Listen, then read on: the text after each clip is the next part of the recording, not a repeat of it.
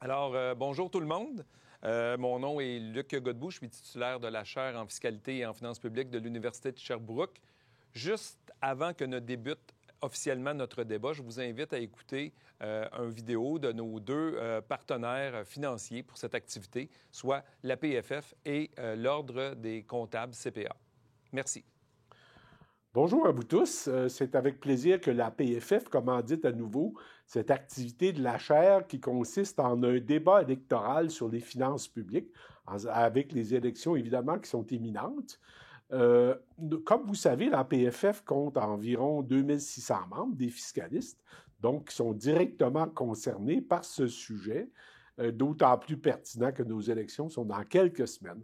Donc encore une fois, merci à la chaire et bonne journée à vous tous. Bonjour à tous. L'Ordre des CPA du Québec est encore très fier une fois cette année de s'associer à ce débat électoral sur les finances publiques et la fiscalité. Je vous dirais même, on s'en fait un devoir d'y participer, mais aussi devoir à la vulgarisation et l'accessibilité de l'information financière dans toutes les sphères de la société. Avec la pandémie des dernières années, maintenant l'inflation et la pénurie de main-d'œuvre, c'est vraiment tout un casse-tête qui est devant nos politiciens pour voir à la bonne gouvernance des finances publiques. Quelles sont les opportunités? Quels seront les défis? C'est à voir. L'Ordre est d'avis que dans toutes les circonstances, les politiciens devront faire part de transparence et de responsabilité dans la gestion des finances publiques, mais aussi avoir une vision et faire preuve de prévoyance. Et les CPA du Québec, dans tout ça, ils se retrouvent avec la merveilleuse tâche de voir à l'intérêt financier du Québec et à la bonne gouvernance des finances publiques. Au nom des 41 000 CPA du Québec, je vous souhaite un excellent débat.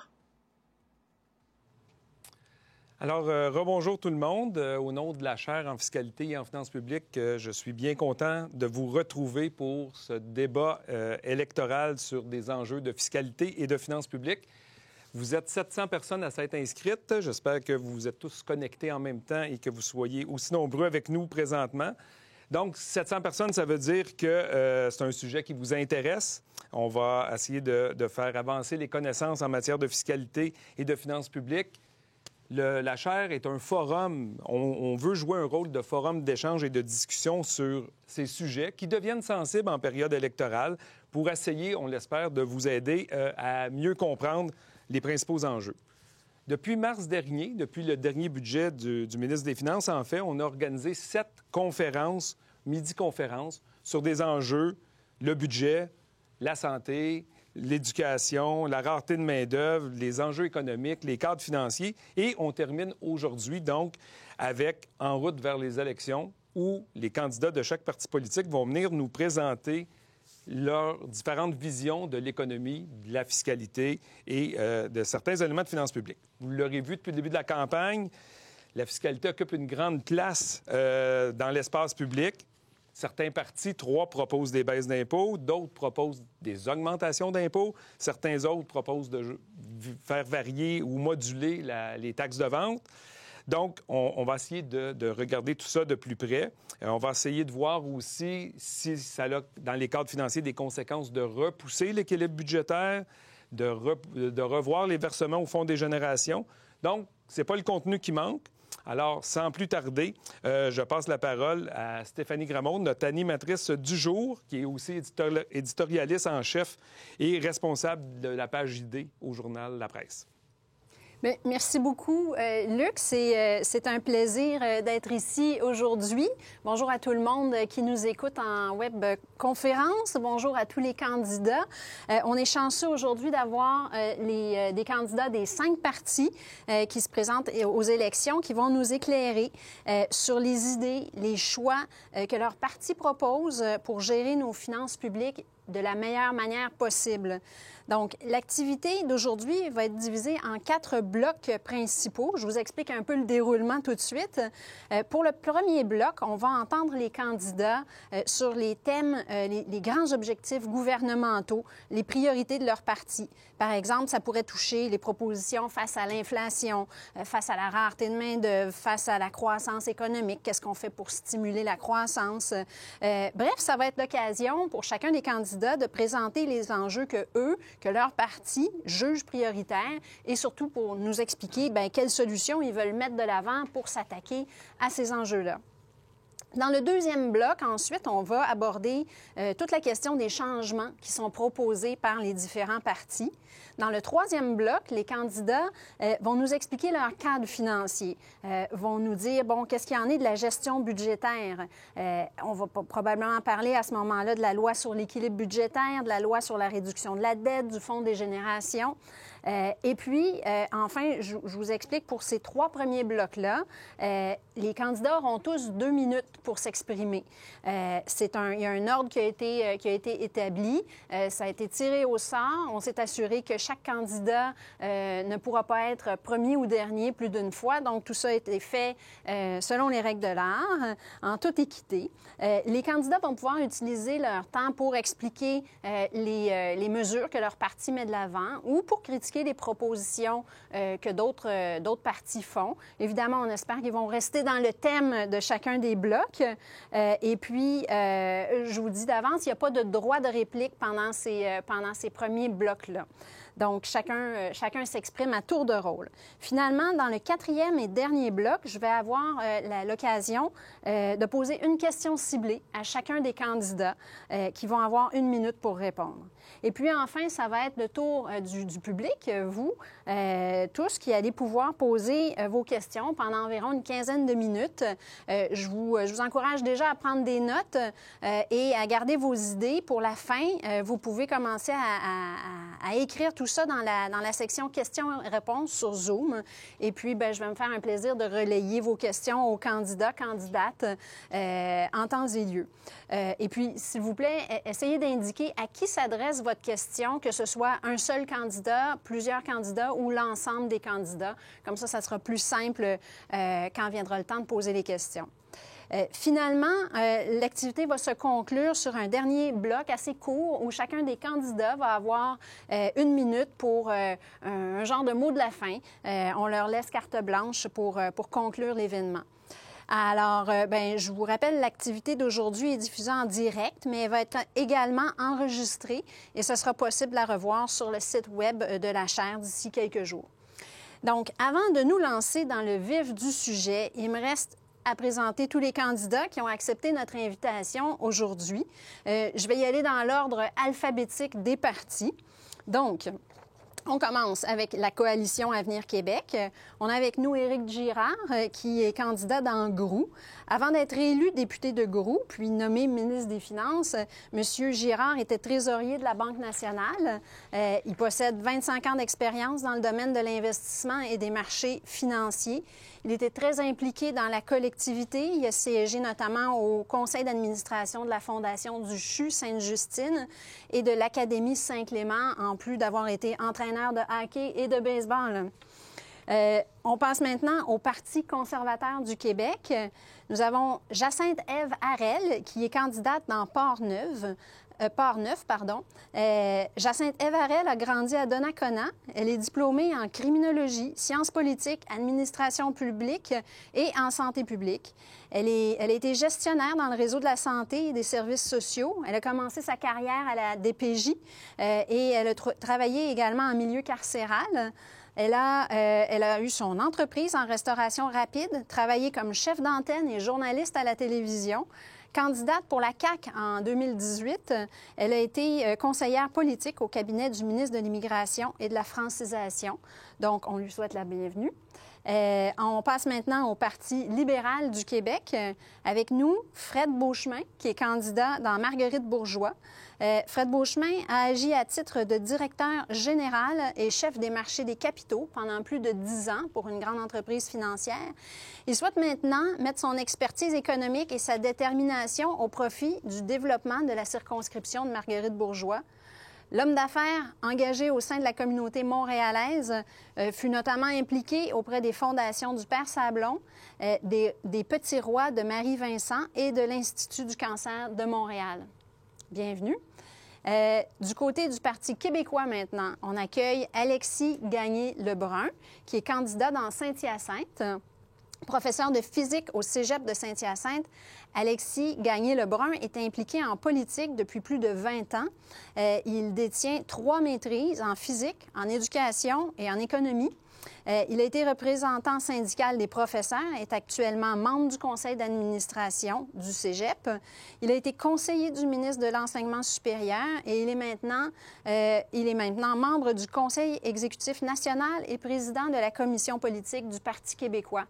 Bienvenue.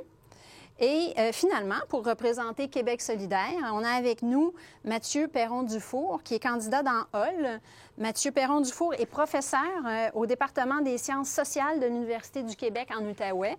Il est là depuis 7 ans, titulaire d'un doctorat en sciences économiques de l'Université du Massachusetts à Amherst. Il se spécialise dans l'analyse des politiques économiques, touchant notamment la distribution du revenu et la politique industrielle. Ces dernières années, il s'est beaucoup concentré sur les enjeux entourant la réalisation d'une transition écologique au sein d'une société inclusive. Alors, à tous, merci encore d'être avec nous et puis je vous souhaite un excellent débat. Donc, on est maintenant fin prêt à entrer dans le feu de l'action. On se lance avec le premier bloc qui porte sur les objectifs gouvernementaux et sur les priorités des partis. Donc, pour mettre les choses un peu en place, disons que comme citoyens et citoyennes, on élit nos gouvernements pour faire des choix, pour faire des arbitrages entre les différentes politiques publiques. C'est donc important pour la population de connaître les objectifs, les priorités qui seraient mises de l'avant par un gouvernement des différents partis qui se présentent. Et donc, je pose la question suivante à nos candidats, candidates. Quels sont les objectifs prioritaires qui sous-tendent les propositions de vos partis et de votre cadre financier? Est-ce qu'on parle d'enjeux économiques comme l'inflation, la pénurie de main-d'œuvre, la croissance économique, la réduction des inégalités? Alors, à vous, chacun, de nous dire quelle est vraiment votre priorité au gouvernement. Donc, je vous donne tout de suite l'ordre établi. On aura d'abord Québec solidaire, suivi du Parti québécois, du Parti libéral, du Parti conservateur et de la coalition Avenir Québec. Vous avez, je le rappelle, chacun 2 minutes top chrono. Et donc, on peut commencer tout de suite avec Mathieu Perron-Dufour de Québec solidaire. À vous la parole. Parfait. Merci beaucoup, Mme Gramont. Alors, pour nous, il y a 3 grandes crises auxquelles on fait face en ce moment. On a une crise environnementale, une crise du coût de la vie et une crise des services publics qui craquent de partout. Et c'est en réponse à ces crises-là qu'on a élaboré notre cadre financier, toujours sous la logique que les finances publiques, c'est un outil pour s'attaquer à des enjeux sociaux et des enjeux environnementaux en priorité. Si on va sur les changements climatiques, bien, on a fait notre travail avec ambition parce qu'on a élaboré un plan de diminution des gaz à effet de serre qui est le plus ambitieux de l'histoire du Québec, mais qui, en fait, est simplement en ligne avec les cibles que le GIEC nous donne. Alors, il faut avoir l'ambition de s'y attaquer, sinon on n'y arrivera pas. Et on prend les moyens pour arriver, mais néanmoins, on a été rigoureux. On a dit, OK, au Québec, c'est quoi les moyens qu'on a pour s'attaquer à ça? Et notre cadre a été construit dans cet esprit-là.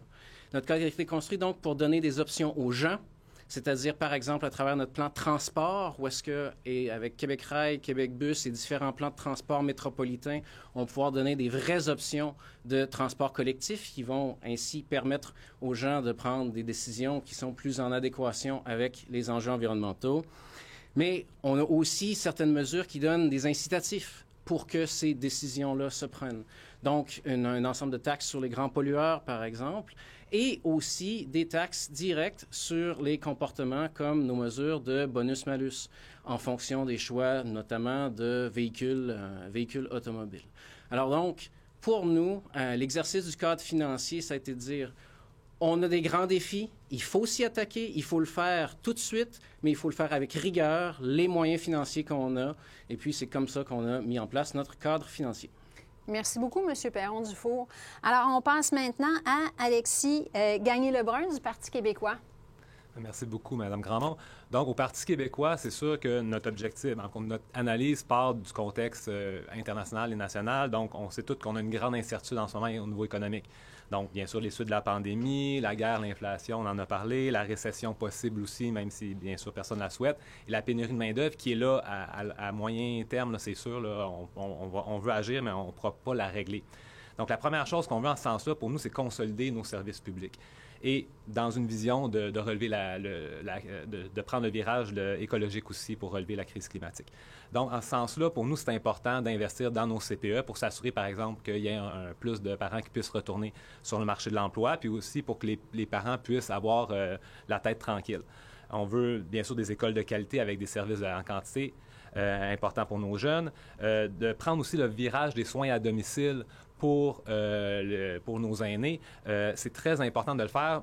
Pas mal, je pense qu'il y a un consensus entre les partis de le faire, mais il y a une question d'ampleur. Nous, on veut tripler le nombre d'heures à domicile qu'on fait, et c'est un investissement à terme de 3 milliards de dollars à la fin donc du prochain mandat qu'on aimerait avoir. On veut aussi investir dans les logements sociaux. La crise du logement est très importante à travers l'ensemble du Québec. On est le parti qui met le plus d'argent dans son cadre financier pour investir dans les logements sociaux. On parle de 3,3 milliards sur 4 ans, ce qui est quand même plus que 3 fois plus que Québec solidaire, qui dit vouloir bâtir le même nombre de logements que nous. Il y a bien sûr la crise écologique qui est importante. On met 1,5 milliard de dollars pour rehausser nos ambitions en termes de réduction de gaz à effet de serre. 1 milliard de dollars aussi sur la transition juste pour s'assurer de ne pas laisser personne derrière, parce que c'est vraiment une réalité importante. Et considérant la pénurie de main-d'œuvre, je vais en reparler dans la deuxième partie, mais on veut vraiment une allocation, on veut s'assurer de l'amoindrir par une baisse d'impôts très précise et ciblée, et en plus de l'allocation de pouvoir d'achat que je présenterai aussi dans la prochaine partie. Voilà. Parfait, merci beaucoup. Donc, c'est maintenant au tour de Fred Beauchemin du Parti libéral. Allez-y. Merci. Bonjour. Nous, au Parti libéral, on a 3 priorités. La première, c'est de s'attaquer à la pénurie de main-d'œuvre. On le sait, c'est un frein à l'économie. Le secteur manufacturier parle de manque à gagner de 18 milliards depuis 2021. Les PME parlent de 11 milliards depuis 2021. Pour nous, on a un panier de solutions. Premièrement, ce qu'on veut faire, c'est amener sur le marché du travail des travailleurs expérimentés en augmentant leur crédit, les déductions d'impôts de 15 000 à 30 000 $. On veut améliorer la productivité en augmentant les crédits à l'innovation. Les garderies à 8,70 $ pour tous les enfants du Québec. Il y a 52 000 enfants encore qui cherchent une place. Donc, ramener ces parents-là sur le marché du travail, ça va aider. Puis, on doit aussi regarder du côté de l'immigration, car contrairement à ce qui est mentionné par d'autres partis, l'immigration, c'est une richesse. Notre deuxième priorité, c'est l'inflation. Ce matin, c'est sorti 7 % au Canada, 7,1 % au Québec. Ça fait des ravages. C'est pour ça que nous, on a un plan d'aider les familles de 4 avec à peu près 5 000 $. On veut aussi abolir la taxe de bienvenue pour les premiers acheteurs, les baisses des impôts de 1,5 % pour les 2 premiers paliers. On veut corriger l'erreur historique d'avoir lié les tarifs d'Hydro-Québec à l'inflation. On va abolir la TVQ sur les produits essentiels, augmenter le crédit de solidarité et aussi réactiver le programme Rénovert. Et aussi, on va aider nos aînés avec une allocation nette d'impôts récurrente de 2 000 $ pour chacun. Notre troisième enjeu, c'est l'enjeu climatique. Pour nous, on a un objectif de 45 % de réduction des gaz à effet de serre par rapport au niveau de 1990. On veut aussi atteindre la carboneutralité d'ici 2050.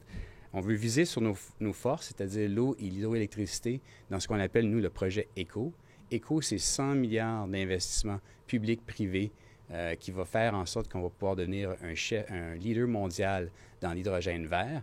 Donc, il y a énormément de potentiel là-dedans. Pour nous, ça fait partie du portefeuille de solutions. L'électrification des transports, évidemment, transport léger, mais aussi la valorisation de la biomasse, l'hydrogène pour les industries lourdes et le transport lourd. C'est urgent d'arrimer économie et écologie. Bien, merci, M. Beauchemin, c'est bien gentil.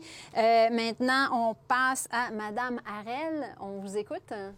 Alors, au Parti conservateur, on est tout à fait conscient de la transition démographique qui s'effectue en ce moment. Donc, les jeunes sont moins nombreux, ils vont devoir payer pour une population vieillissante. Et en ce sens-là, eh bien, on est conscient qu'il faut changer les paradigmes économiques et il faut avoir cette conscience-là d'équité intergénérationnelle. Donc, en ce sens-là, on propose un budget responsable qui vise à en redonner dans les poches des Québécois, mais aussi s'attaquer à la dette, aussi s'attaquer à la saine gestion de nos finances publiques.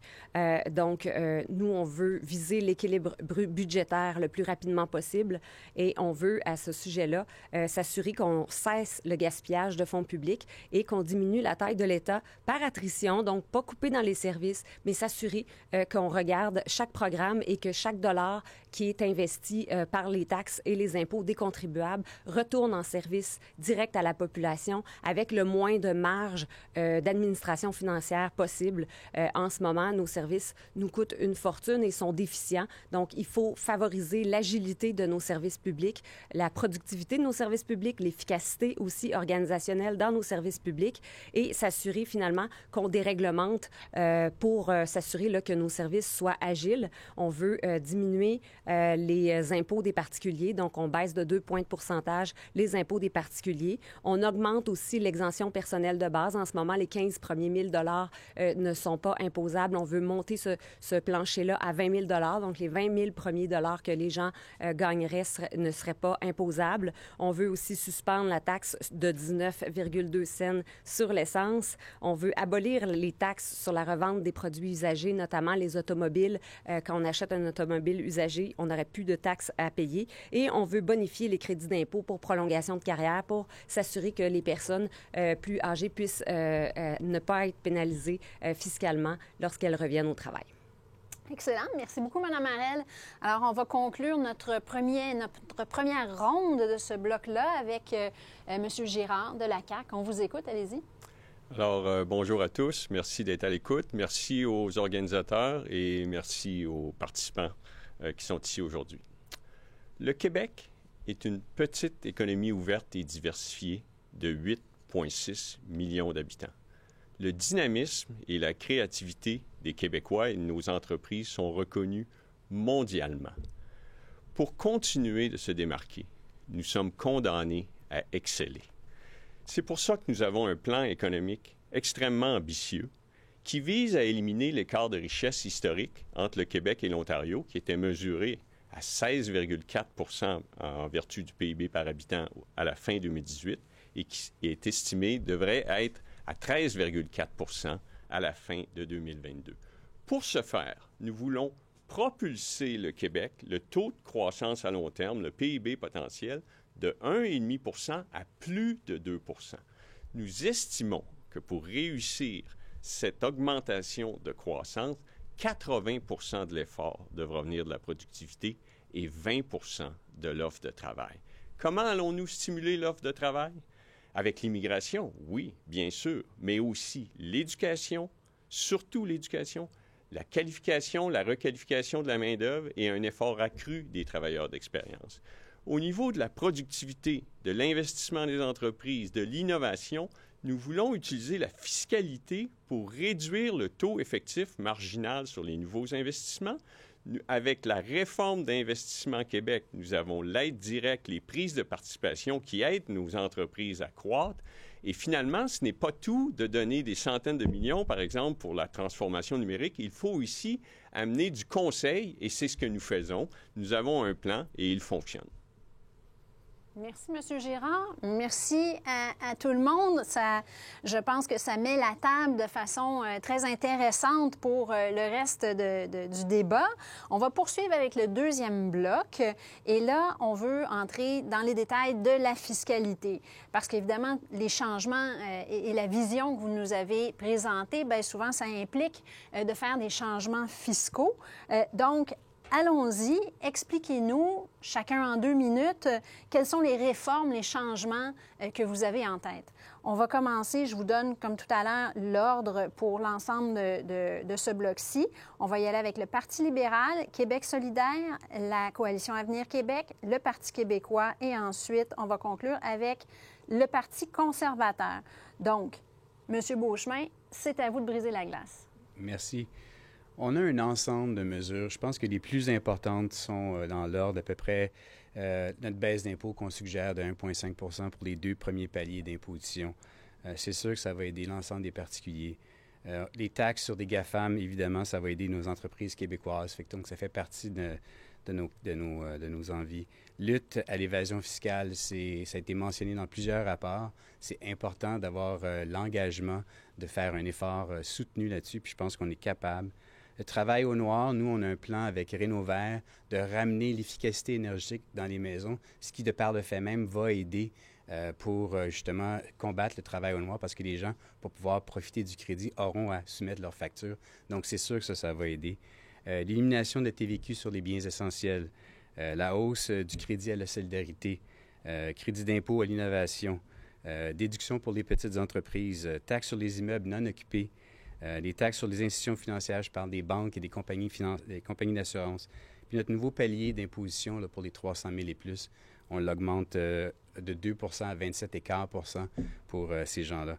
Donc, nous, on a cet ensemble-là de mesures qu'on veut faire mettre de l'avant parce que, contrairement à la CAQ et Québec solidaire, on ne touchera pas au Fonds des générations. Pour nous, c'est important de maintenir l'entière contribution au Fonds des générations parce qu'en faisant ça, on se trouve à maintenir notre crédibilité internationale en ce qui a trait à ce qu'on avait promis qu'on allait faire.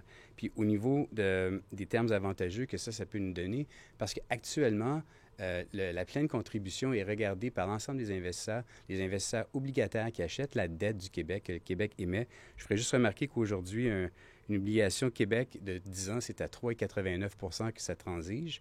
Et ça, c'est un écart de 4 basis points inférieur à ce que l'Ontario paye. Donc, cet avantage-là, il faut le garder parce qu'on a beaucoup d'argent à aller emprunter, surtout avec le programme québécois d'infrastructure. On parle de 155 milliards, c'est énorme. Donc, c'est un facteur ultra important de garder notre compétitivité là-dessus. Parfait. Bien, merci beaucoup.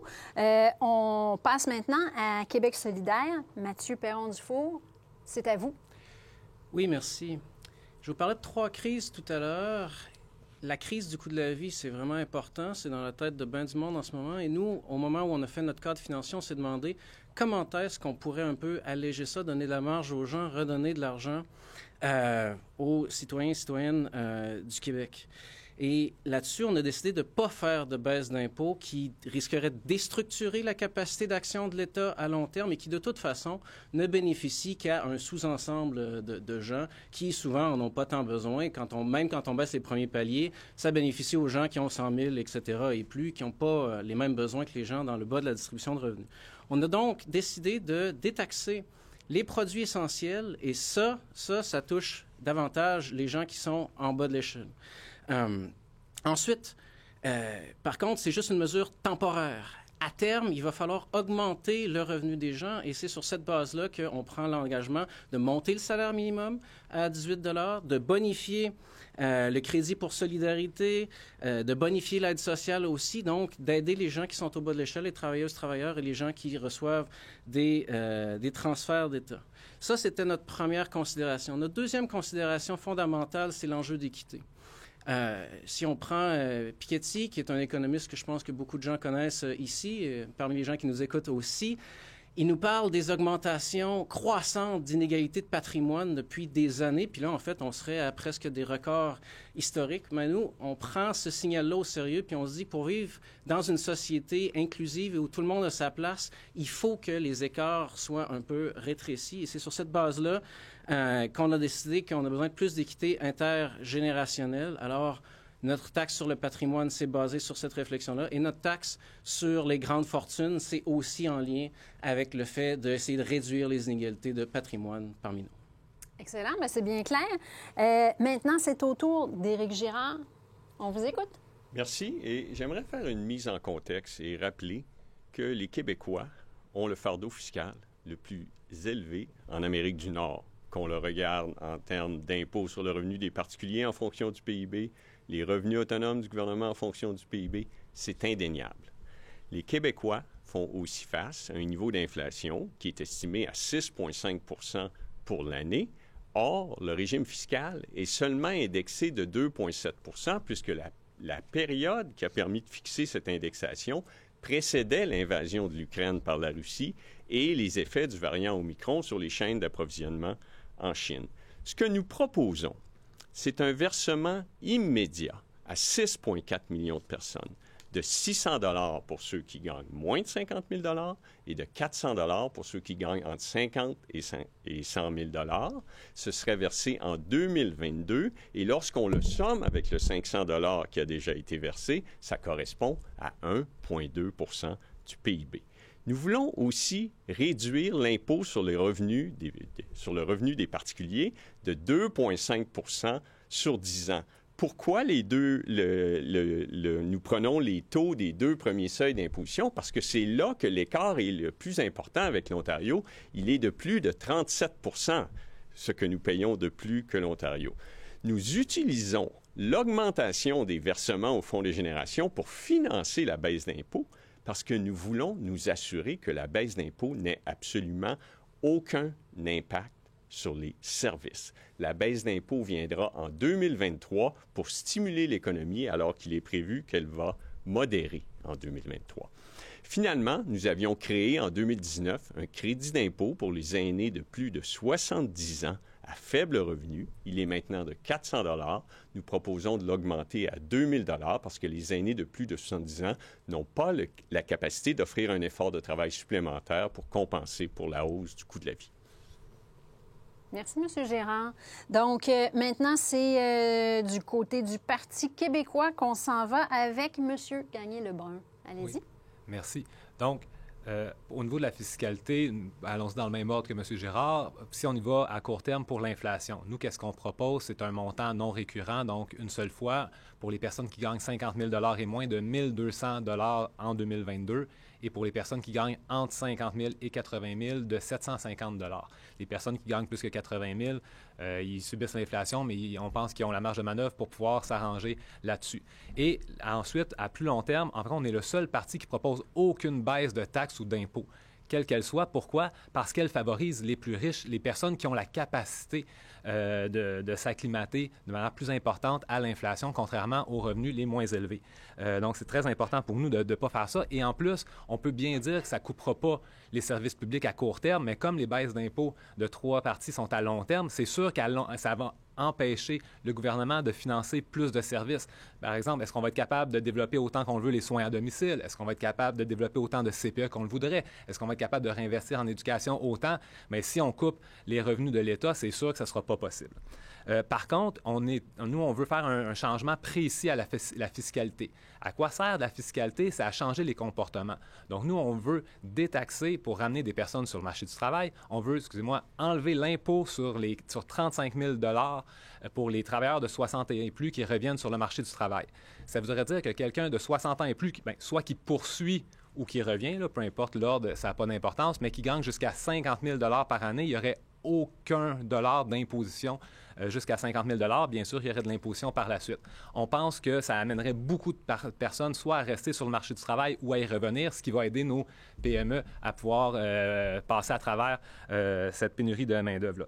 Et dernière petite chose qu'on veut faire aussi, on ne fait pas de hausse d'impôts non plus. Par contre, on veut s'assurer de réformer le revenu minimum de remplacement parce que clairement, on a besoin d'une mise à jour pour ça, pour s'assurer que les plus riches payent l'impôt minimal qui est nécessaire. Merci, M. Gagné-Lebrun.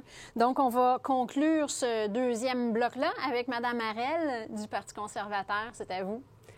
Bien, comme M. Girard disait, effectivement, les Québécois sont les plus taxés en Amérique du Nord et en ce sens, bien, par respect pour les contribuables québécois, nous, ce qu'on propose, c'est des changements structuraux.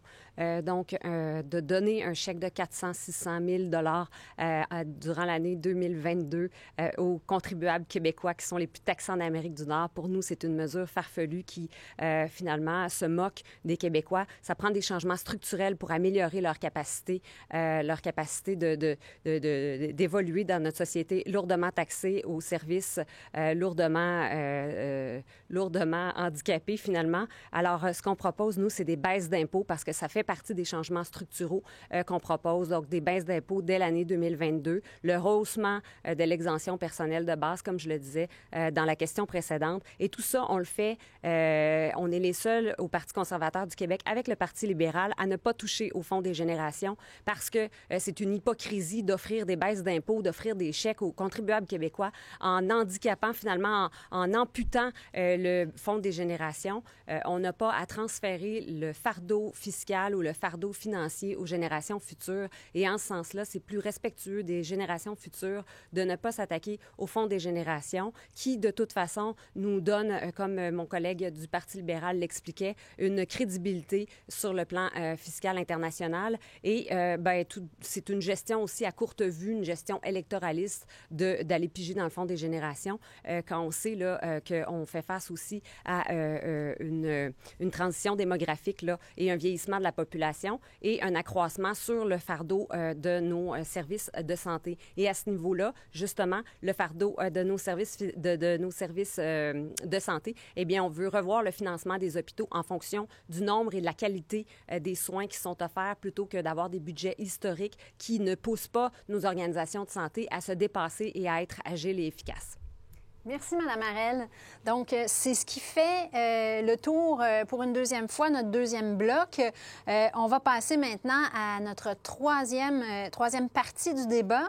Et donc, il va être question maintenant des cadres financiers, de la gestion budgétaire. Et donc, c'est important là, de mentionner que tous les partis ont déjà publié leur cadre financier, ce dont on est très heureux. On peut parler en sachant de quoi il est question vraiment. Et donc là, il va être question des efforts, des objectifs de chacun de toutes les propositions qui sont faites et quelle incidence ça va avoir sur le sol budgétaire, quelle incidence ça va avoir sur la situation financière du Québec à plus long terme. Je voudrais vous entendre sur tous ces enjeux-là, mais d'abord, je vais inviter Luc Godbout, titulaire de la chaire, à nous préciser certains éléments pour nous mettre en contexte et nous expliquer l'importance des cadres financiers et des règles qui régissent la gestion budgétaire. Parfait. Merci, Stéphanie. Mais dans le fond, je prends quelques secondes dans cette section-ci, avant que vous parliez de vos cadres financiers, une petite intervention pour vous dire que moi, je crois aux cadres financiers. J'en fais la promotion depuis de nombreuses années. Les partis politiques, Stéphanie l'a mentionné, l'ont tous fait cette année. Puis je crois qu'ils s'améliorent. D'une élection à l'autre, les cadres financiers s'améliorent. Donc, vous avez bien travaillé. Les 5 partis ont fait 5 cadres. Nous, on regarde la coquille, là. On regarde la structure du cadre financier. On ne regarde pas la pertinence de chacune des mesures. Mais cela dit, ça rend les choses un peu plus comparables d'avoir un cadre financier sur toute la durée du prochain mandat. C'est une première là, que les 5 partis le fassent cette année. Donc, les cadres financiers sont importants parce que ça calme un peu les esprits, ça l'oblige les partis politiques à chiffrer leurs promesses, que ce soit un nouveau programme, un nouvel impôt. Puis ça donne un ordre de grandeur aussi à vos priorités. Quand on voit une mesure de 250 millions versus une mesure de 8 milliards, on peut comprendre qu'il y a des mesures plus importantes que d'autres. Comment elles se financeront? Donc, tout ça, ça augmente la transparence. Bon. Je sais que les cadres financiers, c'est sans doute pas la lecture de chevet du commun des mortels, mais si ça aide les journalistes et les commentateurs à comprendre, par voie de transmission, ça aide un peu aussi les citoyens à avoir une meilleure compréhension de ce qu'offrent les partis politiques. Outre les cadres financiers, peut-être juste un dernier petit mot, une chose qui me frappe dans la campagne, c'est les contraintes budgétaires qui semblaient exister avant le déclenchement des élections semblent un peu voler en éclats. On a 2 lois au Québec. La loi sur l'équilibre budgétaire, la loi sur le Fonds des générations et le remboursement de la dette. Ces lois-là viennent avec des exigences, avec des cibles. On en entend quand même peu parler par les partis politiques actuellement, même si des fois, ça peut avoir pour effet d'allonger la période de déficit ou de réduire les versements au Fonds des générations. C'est ce que j'aimerais un peu mieux entendre, dans le fond. Même si la loi sur l'équilibre budgétaire est suspendue, est-ce que vos cadres financiers ont des impacts sur le retour à l'équilibre budgétaire pour 2026-27? Qu'entendez-vous faire avec cette loi-là? Du côté du Fonds des générations, les cibles sont supposées être atteintes dans le cadre du prochain mandat. Maintiendrez-vous le Fonds des générations? Y aura-t-il des nouvelles cibles? C'est des éléments un peu qui peuvent nous intéresser à travers la discussion sur les cadres financiers et leur incidence réelle sur l'équilibre budgétaire et l'endettement. Je m'arrête là-dessus. Bien, merci beaucoup, Luc. Je pense que ton préambule a vraiment très bien mis la table et vous a donné à tous un ensemble de questions auxquelles on aimerait avoir des réponses. Donc, cette fois-ci, je vous donne l'ordre. On aura Mme Harel qui va commencer pour le Parti conservateur, suivi de Québec solidaire, du Parti québécois, de la Coalition Avenir Québec et du Parti libéral. Donc, Mme Harel, allez-y, on vous écoute. Bien, ça me permet de poursuivre sur ma lancée de tantôt. Alors, effectivement, le Fonds des générations, c'est un fonds qui nous est cher au Parti conservateur et on est les seuls, avec le Parti libéral, à garantir là, qu'on n'y touchera pas parce qu'il a son importance à plusieurs égards, notamment au niveau de notre crédibilité sur la scène internationale, sur les marchés financiers et aussi par respect pour les générations futures, par souci d'équité intergénérationnelle. C'est une mesure, c'est un fonds qu'on ne veut pas toucher.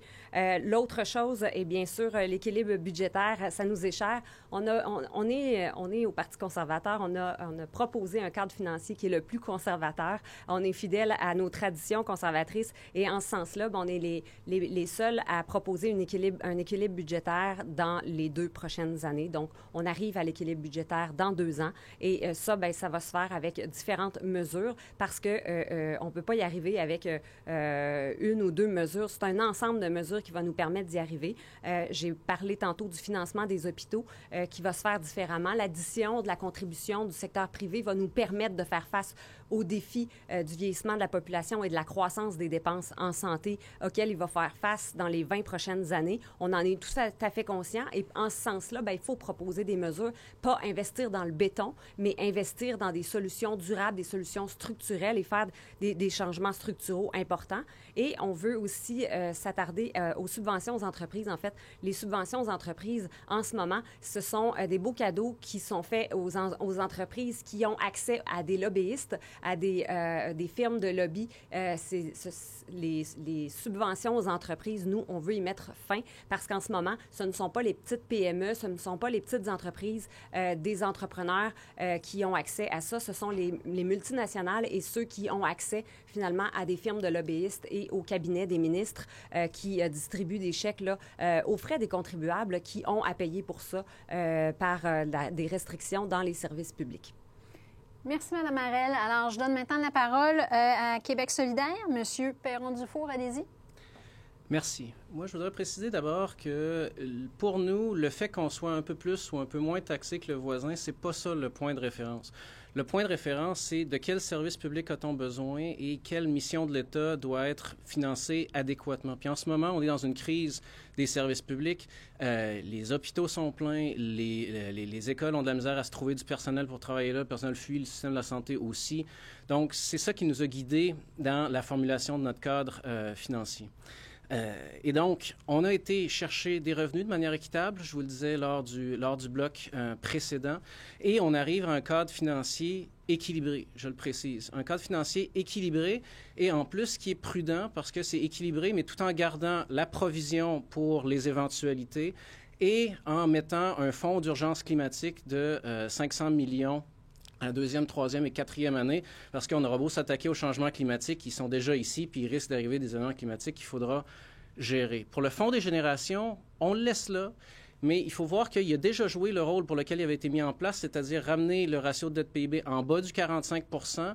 On y est. On ne touche pas au fond, mais on dit, là, en ce moment, les générations futures, ce dont ils ont besoin, c'est d'un investissement sérieux pour s'attaquer à la crise climatique et aussi à certains services publics qui les touchent directement. Et évidemment, on parle d'éducation, entre autres. Alors, on canalise les versements du Fonds des générations, mais on ne touche pas au fond en lui-même.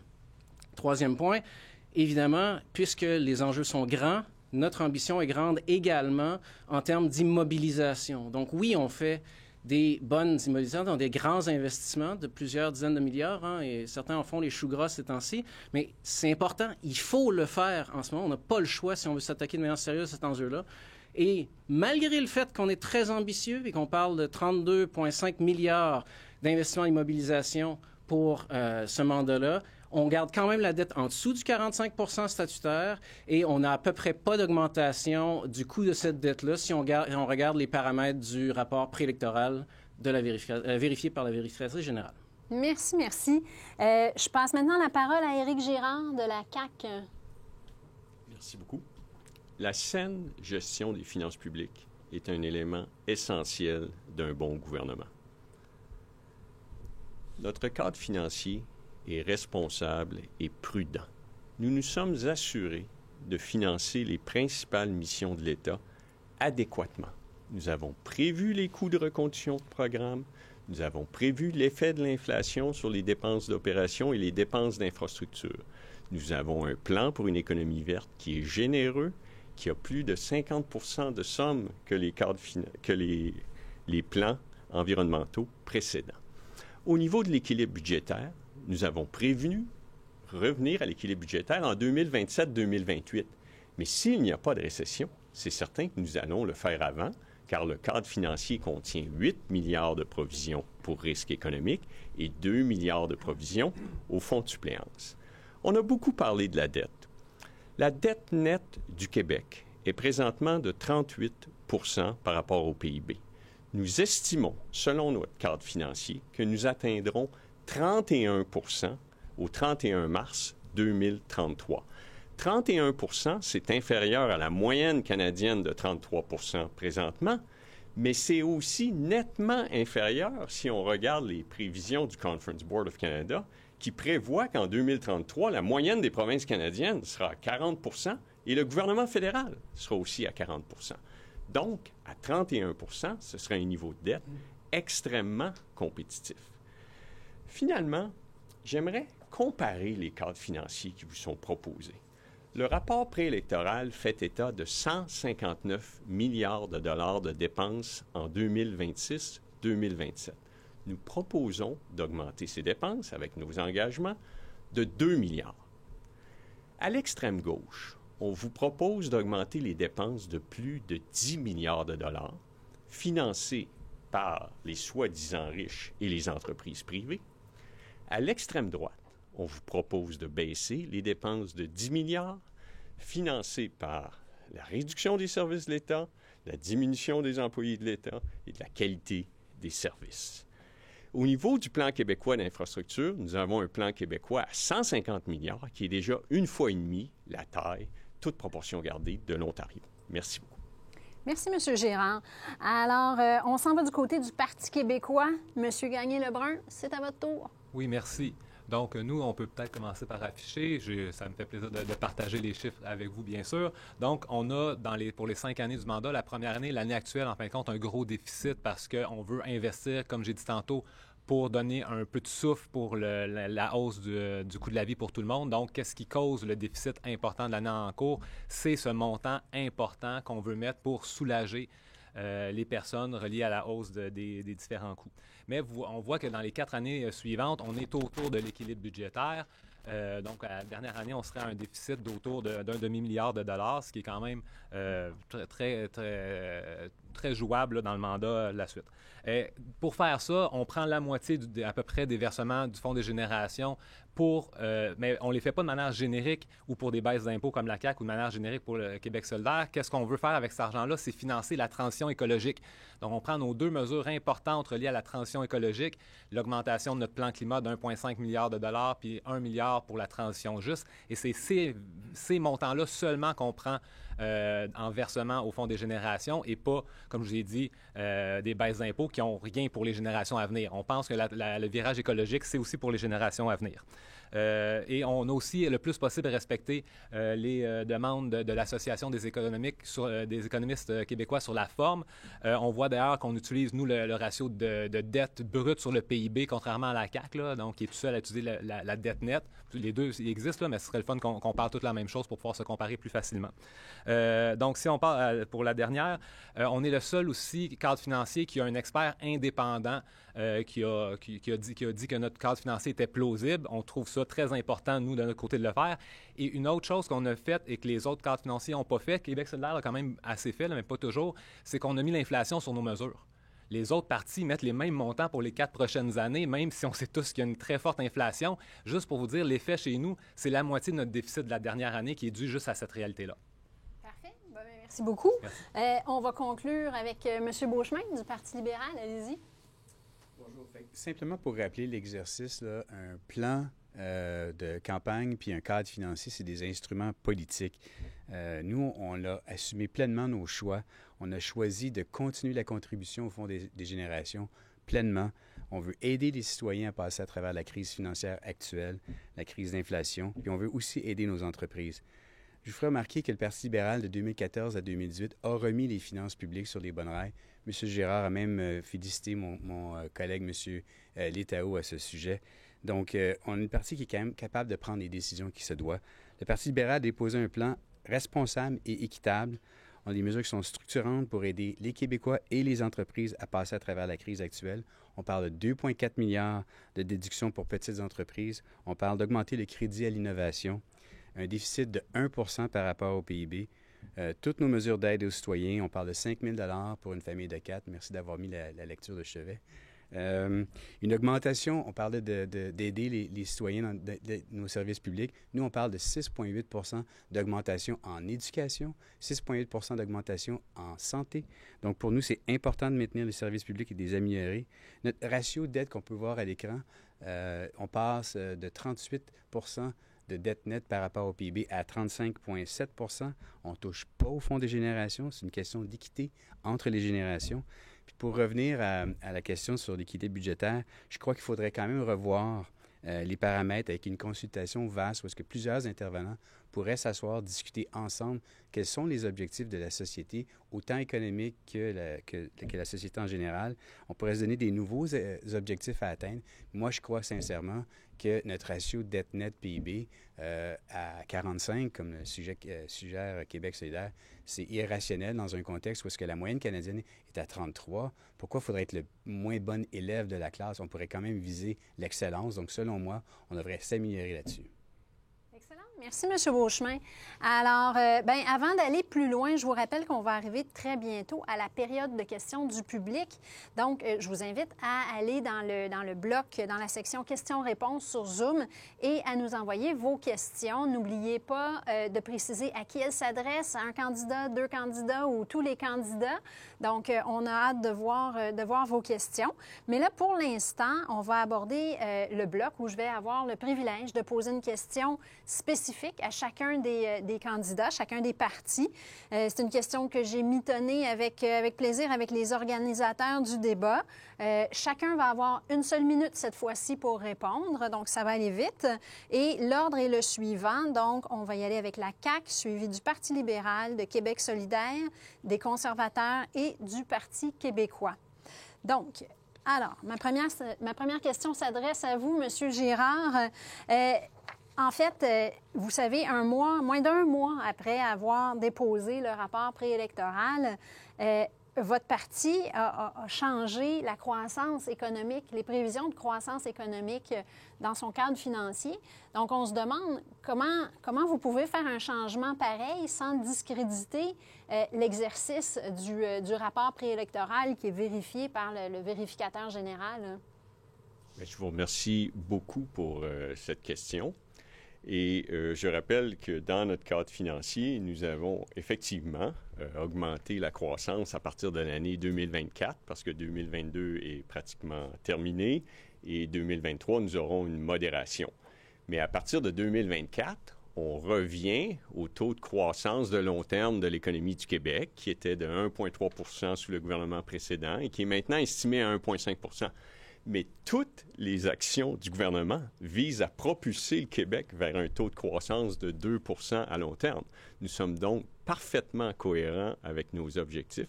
Et je rappelle que l'impact de cette mesure sur le cadre financier est de 3 milliards de dollars, alors que les hausses d'impôts qui vous sont proposées totalisent des améliorations dans le cadre financier de l'ordre de 40 milliards de dollars. Alors, il faut garder une certaine perspective. Oui, nous avons pris les taux de croissance qui étaient prévus à 1,5 % à long terme. Nous les avons augmentés à 2 % parce que c'est essentiel pour le Québec qui devra exceller dans le futur. Merci, M. Girard. Donc, maintenant, je m'adresse à M. Beauchemin du Parti libéral. Vous savez, votre cadre financier présente un déficit budgétaire qui augmente d'année en année, qui va passer de 4 milliards en 2023 à 7,3 milliards en 2027. Est-ce que ça veut dire que le Parti libéral renonce à retrouver l'équilibre budgétaire sur un horizon qu'on peut voir d'ici? Aucunement. La réalité, c'est que si on regarde la contribution qu'on fait au Fonds des générations par rapport au déficit, le solde budgétaire, la contribution au Fonds des générations est de l'ordre de 80 %. Donc, le solde, si on peut dire, opérationnel. On parle de moins de 2 milliards, 1,5 milliard. C'est quand même des gros chiffres, mais de façon par rapport à notre PIB qui est 555 milliards cette année, 575 milliards l'an prochain. C'est quand même un petit déficit qu'on propose, incluant donc la contribution au Fonds des générations. Je pense que ce qui est important aussi de se rappeler, c'est que l'objectif de baisser le ratio de dette nette par rapport au PIB se maintient. Donc, pour nous, c'est la variable la plus importante, c'est de regarder ça. C'est comme l'exemple de quelqu'un qui achète une maison à 200 000 avec une hypothèque de 100 000 4 ans plus tard, la maison vaut 300 on réhypothèque la maison à 120 000 on est quand même plus riche que ce qu'on était il y a 4 ans. On a quand même une équité plus élevée. Donc, c'est un peu la méthodologie qu'on utilise au Parti libéral. Parfait, bien merci. Maintenant, la prochaine question est pour Québec solidaire. Donc, Monsieur Perron-Dufour, votre parti propose d'instaurer une nouvelle taxe sur les actifs. Et puis, bien, moi, je me demande concrètement comment vous allez réussir à demander à tous les contribuables québécois de nous présenter la valeur de leurs actifs, parce que ça peut inclure évidemment la maison, le régime de retraite. Pour une PME, il faut évaluer l'entreprise qui n'est pas nécessairement liquide, donc les placements, etc. Comment vous allez arriver à faire ça d'un point de vue administratif sans que ça coûte une fortune, même plus cher que l'argent qu'on pourra récupérer de cette mesure-là?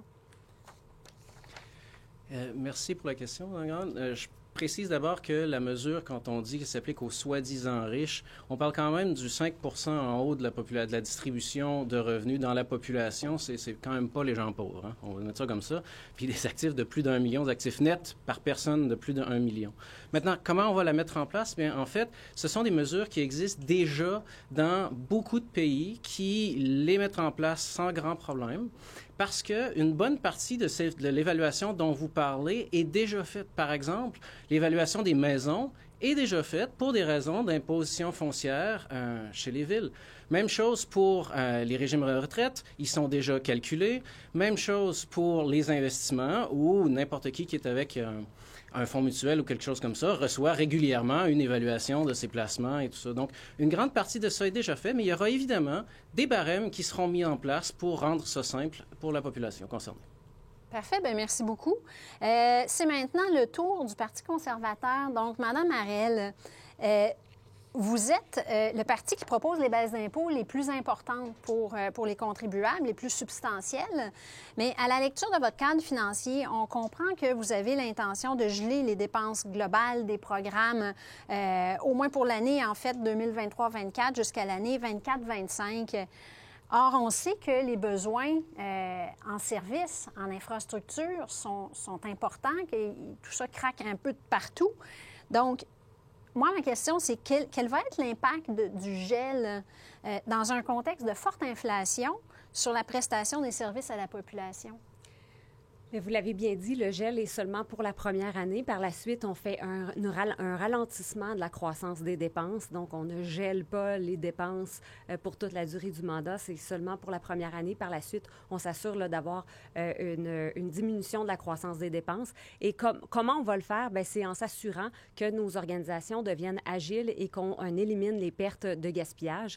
On le voit en amélioration continue dans les entreprises. Ce sont des exercices qui se font dans le secteur privé depuis longtemps. On le voit de plus en plus dans le secteur public aussi, dans le réseau de la santé, mais en s'assurant de mettre davantage d'efforts sur les services à la population et moins dans les organismes ou dans les structures administratives. Les structures administratives sont très lourdes, donc en déréglementant, on va s'assurer qu'on enlève des couches administratives sans toucher aux services à la population. Et ça, c'est vraiment n'importe qui travaille dans la fonction publique ou qui a un membre de la famille qui travaille dans la fonction publique est en mesure de le dire. Il y a beaucoup d'administration par rapport à ce qui se fait comme service aux citoyens.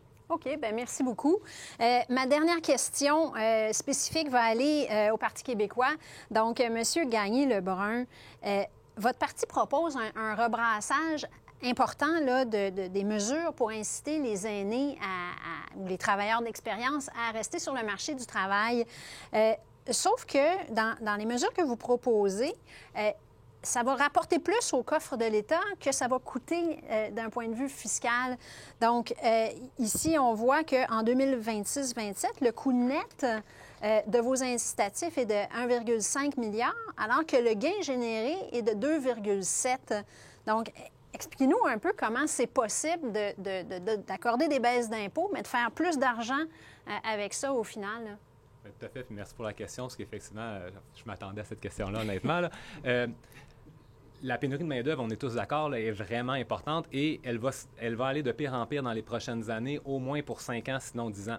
Donc, la capacité d'intervenir sur la quantité de travailleurs sur le marché va avoir un effet très important de productivité pour nos entreprises, puis en plus de taxes et d'impôts directement pour les personnes qui vont au-delà de la non-imposition qu'on propose. Mais c'est sûr, je parle surtout par rapport aux entreprises. Donc, qu'est-ce que nous, on pense va se passer? On pense que cette mesure-là vous l'avez dit, là, on parle de quasiment 2 milliards à terme en termes de non-imposition qu'on va percevoir comme gouvernement. On pense que ça va ramener 70 000 personnes au travail à court terme et d'ici la fin du mandat, 120 000. Bien sûr, ce n'est pas une addition des deux, hein, c'est 70 000 plus 50 000 dans les années qui suivent, jusqu'à 120 000 personnes sur le marché du travail, ce qui va amener une hausse, bien, en compte, qui va aller amoindrir les pertes en ce moment des entreprises et donc va pouvoir aider les entreprises, leur productivité et aussi donc les impôts des sociétés qui seront payés. Parfait. Bien, merci beaucoup. On a fait le tour avec mes questions spécifiques. On arrive donc maintenant à la période de questions du public. À vous. La parole est à vous. Donc, je vous invite à nouveau à nous envoyer vos questions à travers la plateforme là, de Zoom, où il y a une section questions-réponses. Donc, on attend tout ça et nos candidats sont prêts à vous répondre. C'est une période d'une quinzaine de minutes. On va essayer de passer le plus grand nombre de questions possible. Donc, je vous explique un peu les règles du jeu. On va essayer d'être très concis. Si la question s'adresse à un seul candidat, donc, je vais accorder 1 minute. Si la question s'adresse à tous les candidats ou à plusieurs, je vais accorder 30 secondes à chacun. Si la question s'adresse à une seule personne, mais qu'il y a lieu d'avoir une réplique des autres, on pourra donner une réplique d'une trentaine de secondes aussi. Et puis donc, ben, je pense que si on a déjà des questions, on peut y aller. Si c'est le cas, normalement, je devrais les recevoir comme ceci. Alors, donnez-moi juste un petit instant. Voilà. Alors, j'y vais avec la première question. Des compagnies comme Amazon, qui sont des partenaires d'affaires avec le gouvernement du Québec, ont parfois des stratagèmes fiscaux qui rendent difficile l'évaluation de leurs bénéfices. Comment votre parti va s'assurer que ces compagnies paient leur juste part d'impôts? Donc, je présume que la question s'adresse à tous les candidats. Alors, on va y aller dans cet ordre-ci et avec un 30 secondes pour chacun. Monsieur Girard? Bien, merci. D'abord, nous avons déjà imposé la taxe de vente du Québec sur les biens et services étrangers. Le Québec est un leader en Amérique du Nord sur ce point. Pour ce qui est de la fiscalité, l'impôt sur le revenu de ces entreprises, bien là, il faut travailler à l'international avec l'OCDE. Et d'ailleurs, il y a un accord de l'OCDE et maintenant, il faut travailler pour le mettre en place. Parfait. Madame Harel? Eh bien, les fonctionnaires du ministère des Finances sont, c'est pas des questions qui sont nouvelles pour eux. Et on parle souvent des équipes économiques des différents gouvernements, mais il y a des fonctionnaires qui sont là en place et qui connaissent les règles et qui sont en mesure là de justement là, travailler avec notamment les accords internationaux à ce sujet. Donc, on va s'assurer là, de travailler en étroite collaboration avec eux, puis de suivre toutes leurs recommandations toujours en respectant là, les accords internationaux. Parfait. Monsieur Beauchemin, votre réponse? Bien, je suis d'accord avec M. Girard. C'est un enjeu qui est international, l'OCDE, donc met la table, disons, si on peut dire, pour qu'on puisse s'attaquer à ce problème-là. Je vous ferai remarquer aussi que le gouvernement fédéral a déjà mis en place une taxe sur les GAFAM. Ça fait partie de notre cadre financier. C'est la proportion québécoise de la taxe sur les GAFAM. Donc, d'une certaine façon, on peut retirer les sous des Amazon de ce monde qui s'installent ici. La taxe de vente, évidemment, fait partie aussi de l'ensemble de la solution. Donc, effectivement, on va garder ça parce que ce qui est important, c'est aussi d'aider nos entreprises québécoises. Parfait. Merci bien. Donc, Monsieur Gagné-Lebrun, de votre côté? Oui, bien, effectivement. Bien, premièrement, je suis content de savoir que pour le Parti conservateur, les fonctionnaires et l'État peuvent être très bons. On vient d'avoir une belle preuve. Donc, c'est la preuve, c'est important de ne pas couper comme il le propose. Sur le fond, effectivement, on est d'accord, c'est un enjeu international. Qu'est-ce que je veux ajouter là-dessus? C'est que toujours faire confiance au gouvernement fédéral, laisser le gouvernement fédéral parler au nom du Québec sur ce genre d'enjeu-là, bien, ça nous amène une réalité que dans les dernières années, le fédéral s'est pas mal traîné les pieds, particulièrement sur cet enjeu-là. Donc, quand on parle d'indépendance, c'est relié à des réalités très précises comme celle-ci. Parfait. Bon, bien, parfait. Alors, M. Perron-Dufault, on vous écoute. Oui, merci. Bien, également, comme mes collègues, effectivement, c'est un enjeu international, mais il ne faut pas attendre après les autres pour que les choses se fassent. Il faut s'y attaquer nous-mêmes. Alors, nous, on a une taxe qu'on va mettre sur les GAFAM, qui est assez conservatrice, d'ailleurs. On a évalué le montant qu'on pourrait aller chercher sur leurs revenus si on était capable de les taxer au complet. Puis, on a diminué ça à peu près de moitié en disant, bien, à cause des stratagèmes et tout ça, ce sera difficile tant qu'on n'aura pas les accords. Mais on pense qu'on a quand même bon espoir d'être capable d'aller chercher un montant supplémentaire en y mettant un réel effort. Parfait, merci bien. Alors, bien, ça répond à la question. J'ai une autre question ici qui s'adresse à l'ensemble des candidats. Donc, on va y aller en sens inverse cette fois-ci. C'est une question sur la fiscalité municipale. Donc, ça se lit comme suit. D'un côté, certains maires et mairesses sont d'avis que les taxes municipales ne suffisent plus pour financer les villes. De l'autre côté, plusieurs dénoncent la taxe de bienvenue, les taxes foncières comme étant déjà excessives. Comptez-vous modifier la loi sur la fiscalité municipale? Donc, je vous donne la parole tout de suite. Oui, bien en fait, c'est un des enjeux forts dans notre programme de faire ça, c'est-à-dire de faire un nouveau pacte fiscal avec les villes, parce que cette dépendance-là aux taxes foncières, elle est problématique parce que les villes n'ont pas assez de ressources, mais elle est problématique aussi parce qu'elle pousse à l'étalement urbain, elle pousse toujours à avoir des nouvelles constructions, mais finalement, on est rattrapé par les infrastructures à mettre avec, on n'y arrive pas. C'est une spirale. Donc oui, on veut faire un nouveau pacte fiscal avec les villes pour leur donner les ressources d'offrir les services dont elles ont besoin et surtout en appréciation du fait qu'elles sont au front avec les changements climatiques et puis il faut les aider dans leurs actions de ce côté-là. Excellent. Merci. Monsieur Gagné-Lebrun, là-dessus? Oui, bien, généralement, on est tous d'accord qu'il faut donner plus de responsabilités aux villes, mais après, il faut donner l'argent qui suit, sinon ça ne les aidera pas. Donc, effectivement, nous, la première chose, c'est de pérenniser le versement d'1% de TVQ qui est donné en ce moment aux villes. On veut le pérenniser. En ce moment, c'est juste pour le cadre du cadre fiscal actuel. On veut le faire ça. Dans le cas de l'indépendance du Québec, on ajouterait 1% de TPS aussi qui serait versé aux municipalités. C'est important qu'on trouve des manières de varier leurs sources de financement pour les mêmes raisons qui viennent d'être nommées précédemment. Et dernière petite chose, on veut leur donner de la marge de manœuvre en transport en commun aussi. Ça marche. Monsieur Beauchemin? Bien, pour nous, au Parti libéral, la Charte des régions est aussi avec l'objectif d'aider les villes à travers le Québec. On parle d'augmenter justement le transfert, qu'on parle de 158 millions à 500 millions de dollars par année pour aider justement les municipalités à faire face à la lutte au changement climatique. C'est un enjeu qu'il faut travailler en équipe. Donc, une révision de la politique fiscale municipale doit se faire avec tout le monde. Un consensus doit être rejoint. Donc, pour nous, c'est important pour que les régions puissent pouvoir être capables de régler, nous dire c'est combien de la capacité d'accueil de chacune, quelle est la capacité d'accueil, quel est le nombre d'argent qu'ils ont besoin. Donc, pour nous, c'est ça qui est important. Excellent.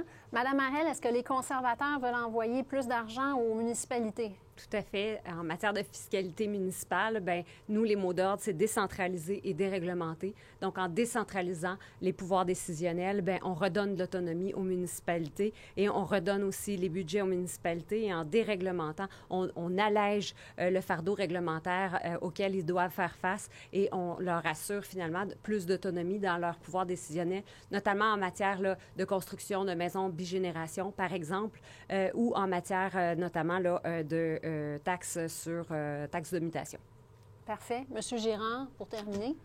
Oui, bien, en 2019, nous avons signé un pacte fiscal avec l'ensemble des municipalités qui amenait une nouvelle source de revenus, c'est-à-dire la croissance d'un point de TVQ. Je pense que c'est un geste qui était apprécié. J'étais là à la signature et je pense qu'il y avait que nos relations sont excellentes avec les villes et municipalités et c'est un progrès. Il y aura une nouvelle négociation en 2024. C'est un peu tôt pour s'aventurer, mais c'est certain que les villes ont aussi une responsabilité de contenir leurs coûts. Ça fait partie de l'équation. OK, parfait. Bien, merci à tous.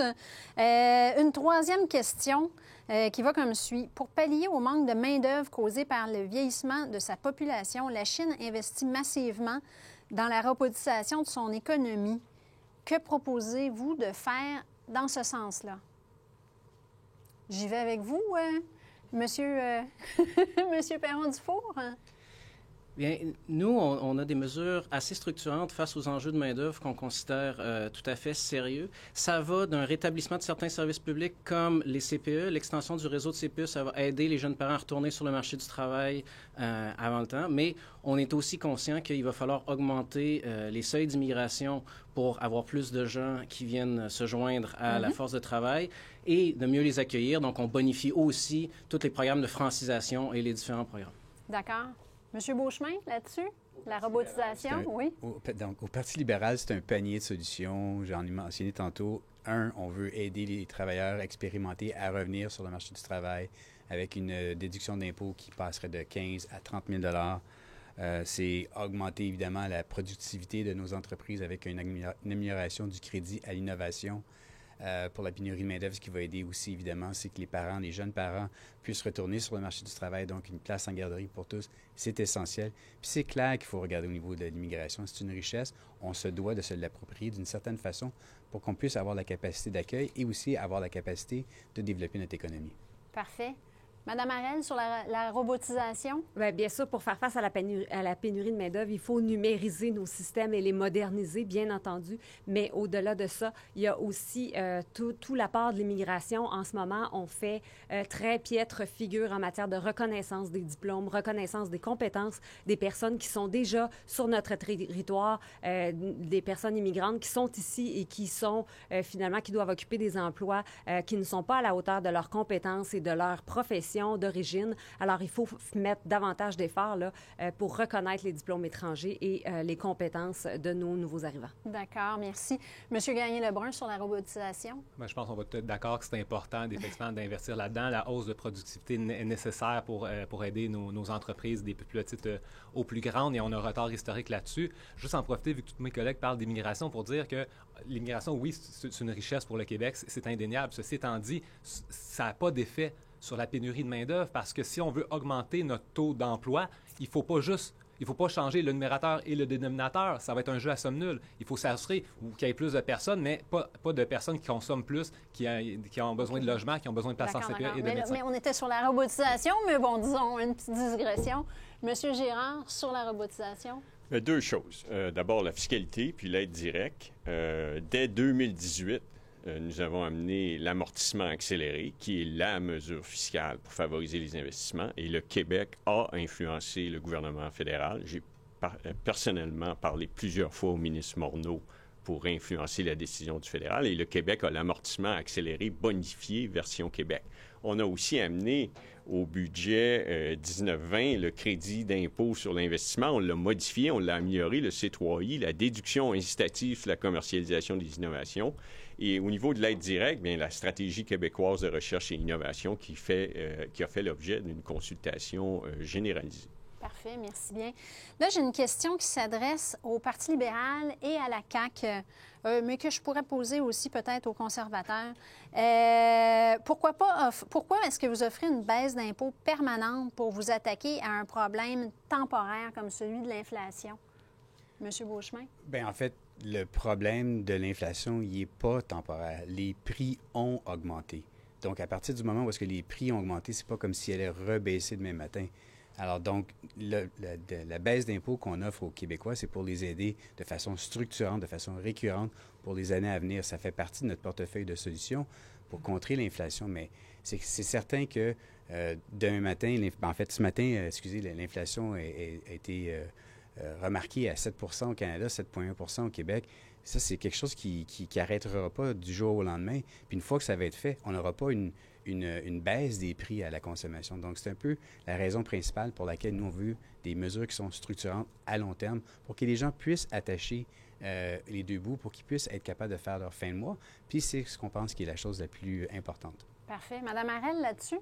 Bien, nous, nos baisses d'impôts, c'est pas une mesure pour contrer l'inflation. C'est une mesure qui est fidèle aux valeurs conservatrices, c'est-à-dire qu'on est conscient que les Québécois sont les plus taxés en Amérique du Nord et on veut vraiment diminuer le fardeau fiscal sur les épaules des contribuables. On veut arrêter de siphonner les poches des Québécois et on veut plutôt que le gouvernement se serre la ceinture et qu'on regarde dans le gaspillage des fonds publics. En ce moment, notre portefeuille collectif, on n'a pas la même rigueur, la même discipline avec notre portefeuille collectif qu'on doit avoir avec notre portefeuille individuelle. Et c'est dans ce sens-là où on veut ramener finalement les finances publiques avec cette rigueur et cette discipline-là de faire attention à nos dépenses et d'avoir finalement une gestion des finances publiques qui est pragmatique et qui est responsable envers tous les Québécois actuels et les Québécois des générations futures. Parfait. Monsieur Gérard, là-dessus? Oui, bien, pour ce qui est de l'inflation, c'est certain que le versement exceptionnel est non récurrent, là, puis il vise à aider immédiatement en 2022 6,4 millions de personnes. On a aussi l'aide aux aînés à 70 ans, faible revenu, qui n'ont pas la capacité d'améliorer leur situation. Ça, c'est permanent. Puis on a le plafond sur les tarifs à 3 %. Mais pour la baisse d'impôts qui viendra en 2023, elle a trois objectifs. Stimuler l'économie, qui est prévue modérer de façon importante en 2023, encourager le travail et aussi créer de la richesse. Parfait, excellent. J'ai une question pour l'ensemble des candidats. Il y a quelqu'un qui vous demande, pourriez-vous prendre position plus clairement en lien avec la loi sur l'équilibre budgétaire et la loi sur la réduction de la dette? Donc, on va y aller avec un 30 secondes pour chacun, mais je veux vraiment avoir une réponse la plus précise possible. Monsieur Perron-Dufour, allez-y. Bien, nous, comme je vous ai dit tout à l'heure, notre cadre est équilibré parce qu'on considère que si on est pour financer les services publics, il faut que ça soit fait de manière pérenne, puis pas à travers des déficits d'opération. Cela dit, nous, à Québec solidaire, on n'est pas, on n'est pas dogmatique d'un côté ou de l'autre. Les finances publiques, c'est un moyen. Mais là, en fait, au Québec, on a amplement les moyens de se payer les services publics qu'on mérite. C'est ça qu'on fait. Notre cadre est équilibré. Même chose pour la dette. On ne s'en va pas vers une explosion de la dette. Il reste en bas du 45 % statutaire. Puis ça, on en est content. Super. Donc, M. Gagné-Lebrun, à vous. Oui, bien nous, on est très ouverts. Bien, il faut fixer de nouvelles cibles de ratio de dette brute au PIB pour les années à venir. Là, c'est fondamental. C'est ce qui nous a permis de garder un équilibre et en fond d'une diminution de la dette à long terme. Si je compare au Canada, on sait très bien qu'il n'y a aucune volonté, même connue, de revenir à l'équilibre financier, puis on ne veut pas tomber dans cette façon-là. Donc, c'est important qu'on fasse cette discussion-là. Et je vous dirais que le parti veut qu'on continue à diminuer le poids de la dette par rapport au PIB. On ne voudrait pas aller comme Québec solidaire vers une remontée, là. D'accord.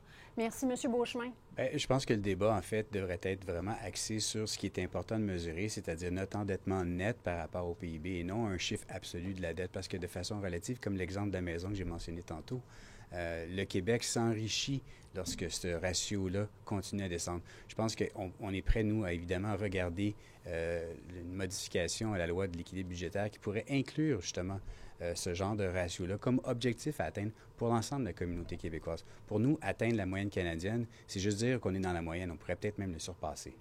Super. Madame Harel, allez-y.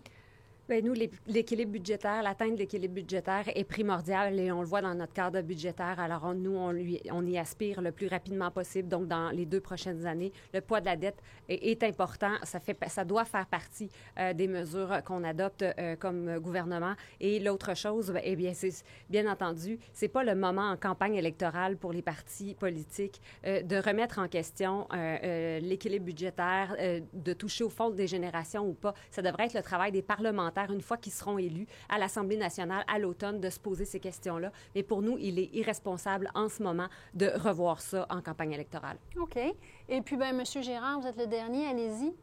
Oui, bien, les parlementaires se sont déjà prononcés là-dessus, là. Il y a eu un budget, puis il a été adopté, puis il a été discuté en commission des finances publiques. Nous avons suspendu la loi sur l'équilibre budgétaire parce qu'il y a eu une pandémie.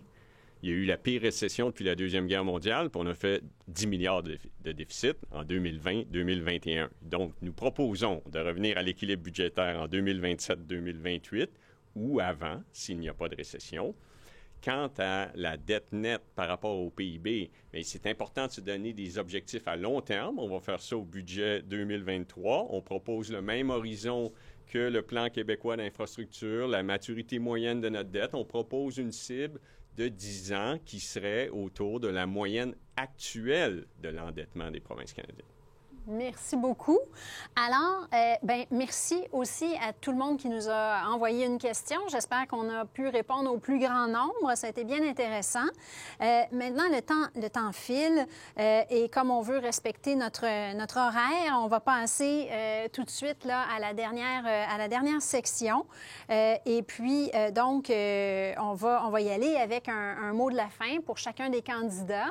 Là, vous allez avoir chacun 1 minute et puis l'ordre est le suivant. Le Parti québécois, suivi du Parti conservateur, de la Coalition Avenir Québec, du Parti libéral et de Québec solidaire. Donc, c'est à vous de nous dire avec quoi vous souhaitez laisser, quelle impression, quel dernier mot vous voulez donner au public. Donc, M. Gagné-Lebrun, je vous cède la parole. Merci beaucoup. Donc, le Parti québécois priorise les services publics et le virage écologique. C'est ça que notre cadre financier laisse transparaître. Pourquoi? Parce que ce sont nos valeurs fondamentales. On est le seul parti politique qui ne propose aucune baisse de taxes ou d'impôts. Pourquoi? Parce que ça aiderait les riches. Nous, qu'est-ce qu'on veut? C'est aider, pour la crise de l'inflation, aider les personnes qui gagnent moins de 50 000 $ avec un versement de 1 200 $, entre 50 000 $ et 80 000 $ avec un versement de 750 $. Pour le reste, c'est de réinvestir dans nos services publics, dans le virage écologique. Pour ça, oui, on va prendre une partie du Fonds des générations. Pourquoi? Parce que ce sont pour les générations à venir. Le virage écologique nécessaire au Parti Québec, qu'on met de l'avant au Parti québécois, c'est pour les générations à venir. Donc, on trouve ça cohérent de faire ça comme ça. On ne fait pas comme la CAQ, on ne l'utilise pas pour les baisses d'impôts ou comme le Québec solidaire de manière généralisée sans une ponction précise. Donc, c'est ce qu'on vous propose. C'est quelque chose d'équilibré, comme le Parti québécois a toujours été, autour de l'équilibre budgétaire pour les prochaines années. Donc, voici le cadre financier du Parti québécois. Merci beaucoup. Madame Harel, qu'est-ce que vous voulez qu'on retienne comme message à l'issue du débat? Bien, nous, au Parti conservateur, on trouve que plus l'État se mêle de tout, plus ça nous coûte cher collectivement et moins les services sont efficaces.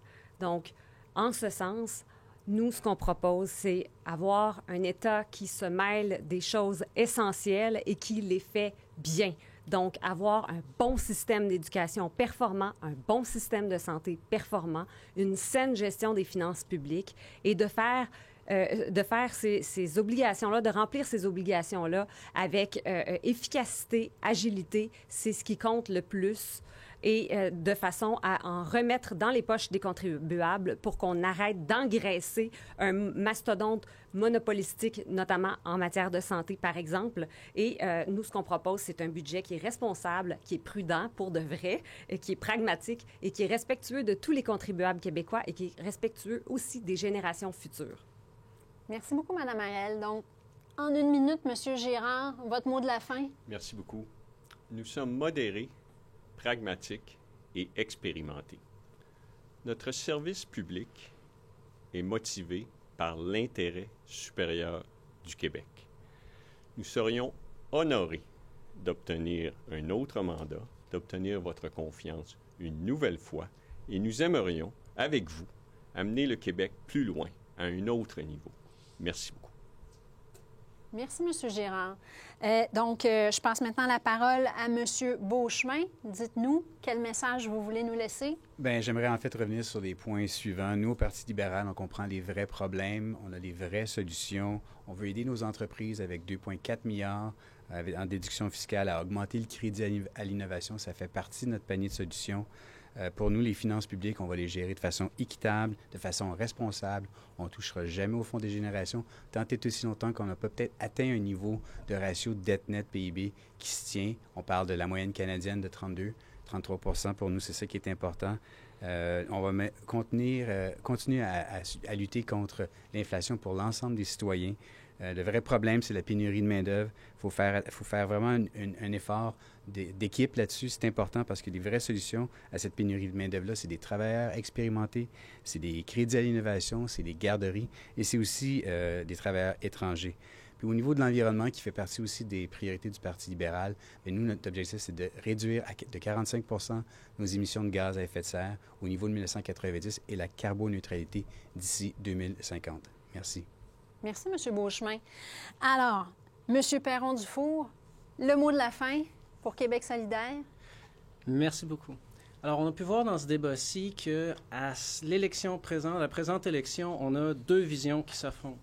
On a une vision de fuite en avant qui va même jusqu'à parfois inventer de la croissance pour que ça marche dans le cadre financier, d'aveuglement face aux grandes crises de notre époque, que ce soit la crise environnementale ou même le fait que nos services publics en ce moment, ils craquent de partout. Il faut les refinancer, il faut faire quelque chose. Au Québec solidaire, nous, on a l'ambition de s'attaquer à ces crises-là et on a pris les moyens pour le faire, mais il faut le faire avec rigueur parce qu'on ne peut pas tout faire.